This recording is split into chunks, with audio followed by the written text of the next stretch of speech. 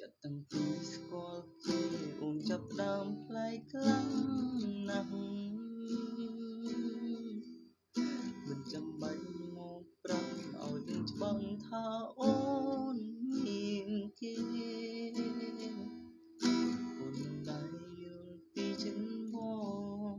ព្រមតែងគុំបងចោលព្រមពីសន្យាបងនឹង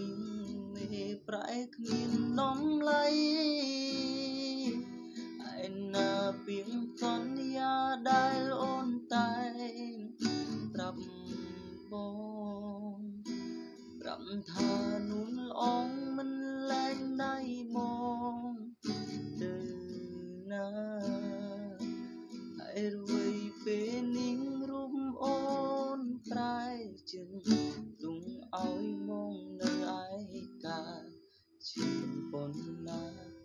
ពេលសង្សារត្រូវគេឆក់បាត់